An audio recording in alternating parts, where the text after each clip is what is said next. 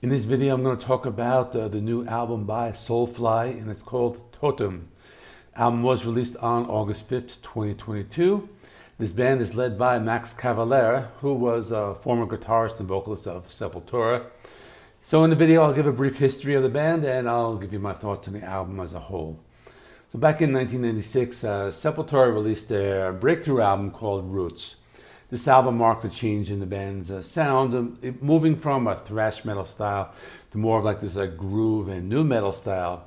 Now this album was a big hit, but afterwards Max Cavalera left the band and he formed Soulfly. Now Soulfly began as a nu metal band.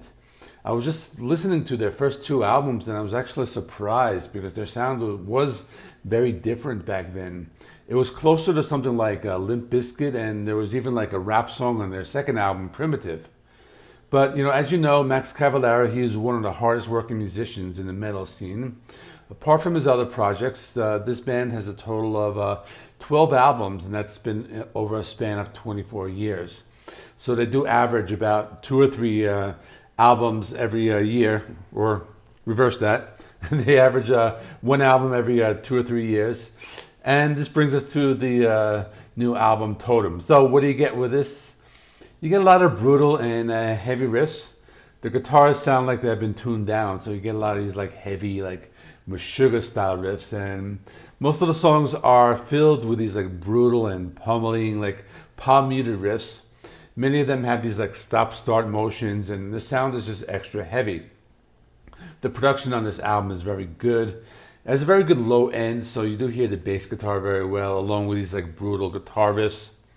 One thing that the band does very well in the album is they play along with these like song tempos.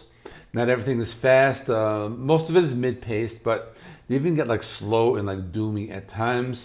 I think these tempo changes kept things interesting, and you don't really like get bored. So for the vocals, Max Cavalera sounds really good here. He is someone with some very like brutal vocals, but at the same time, you can understand like everything he is saying. So all the lyrics are like very clear, and you could, just listen along with the songs. The vocals are also mixed very well, so they're at like this perfect level where they don't like overpower, or they're not like too low as far as the mix is concerned. There are a lot of guitar solos. They have a lot of those like fast and technical solos. And another ones that do a lot of that, like guitar, like squeals. I heard, those were very common on the old Sepultura albums, and metal music in general. And lastly, the drumming, just very precise, helps with the rhythm, and just very good with the changing tempos. So let me just talk about the album, a few songs now. So the album is not too long. It's only 10 songs, 40 minutes long. This is the perfect album length. The opening track is called Superstition, and this is just a really heavy one. So the first few seconds you hear these heavy riffs that reminded me a lot of like old Sepultura, but as the song progresses you do kind of hear more of that like modern sound, so it's not really a copycat band of like the old Sepultura. But these riffs are like really fast paced. The drumming, you get a lot of like blast beats, really super fast drumming.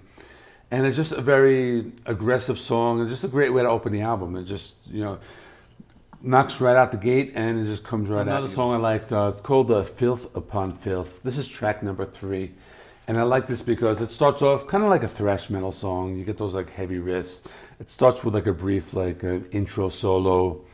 And then it goes into a lot of those, I guess it's like the open E, like that type of, I don't even think it's open E. I actually think they tuned down. But anyway, that type of like crunchy palm muted riff. And you hear that a lot. But I did like how they didn't make the song like super fast like they did with Superstition. And they kind of like slowed it down a little. This is one of the more like mid-paced songs. So like I was saying, how they play with the tempo changes, this was a good example of that. So about a little over halfway through the album, you get to the title track, and it's called Totem. And I think on this one, they kind of took a little bit of a turn. They brought back that old classic Soulfly, sometimes a little closer to that nu metal sound that was from like their first 2 or 3 albums. And I thought that was pretty cool, but it is definitely a fast and heavy song. I like the drum beat. It was more of like an original drum beat. You know, really nice beat. They kind of had a little more of that like tribal influence in the drum beat. And this is also one of the longer songs at like 5.5 minutes. Now, being that it is a longer song at 5.5 minutes, they do go through a lot of different changes throughout the runtime. So, for example, at about like the 2.5 minute mark, they get really fast and brutal. This is the part of the song where they go into more of like a death metal sound. Like the riffs are like really fast, the drums are really fast, heavy, and brutal. So I did like that part because, you know, they didn't make the song boring, given that it is a low. Now, the song Totem, as it progresses, they go through a lot of different like changes. So they have this like really slow and heavy crunchy riff, and it kind of sounds something like doom doom doom doom doom doom doom doom doom doom doom doom doom doom. But again, it's much like lower and heavier than I'm doing it. Then they take that same riff and they like slow it like down like very slow. Doom doom doom doom doom doom doom doom doom doom doom doom doom. And I thought that's pretty cool because they are like playing with these like song like tempos, and that really like makes these songs not seem boring. And then they end the album with a song that's 9.5 minutes, and this is called Spirit Animal.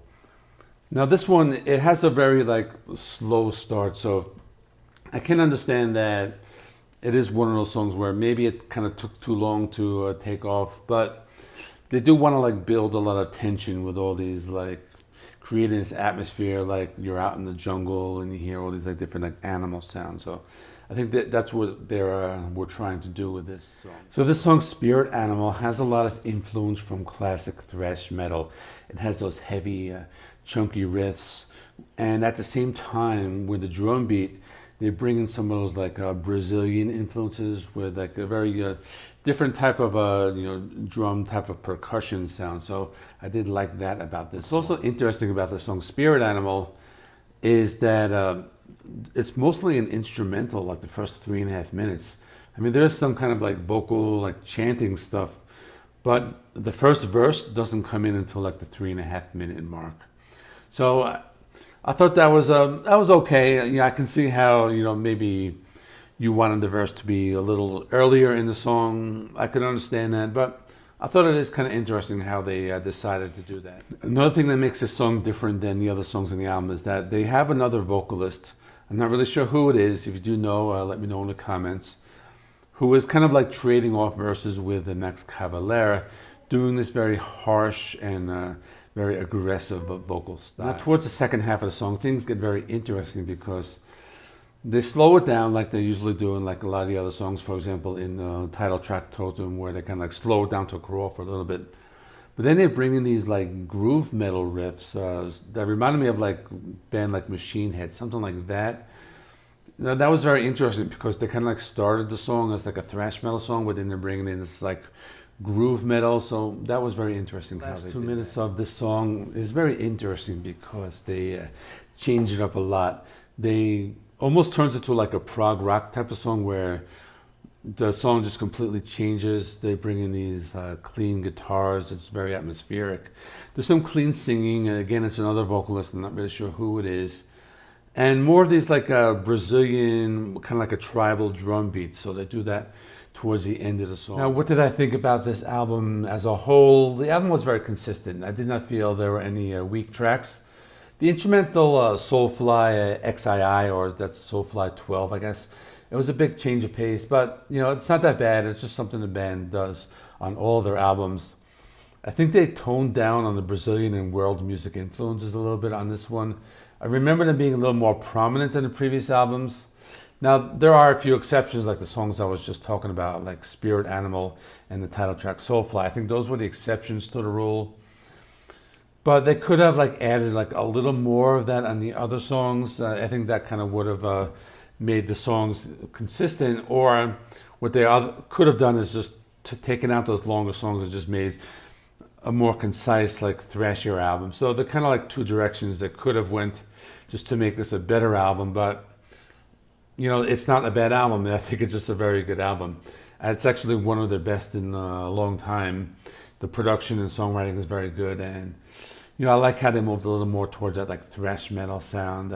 You did get some hints of that classic Sepultura albums, those like Arise, Chaos AD, Beneath the Remains, those albums. So overall, very good. My score is an 8 out of 10. Let me know in the comments what you thought.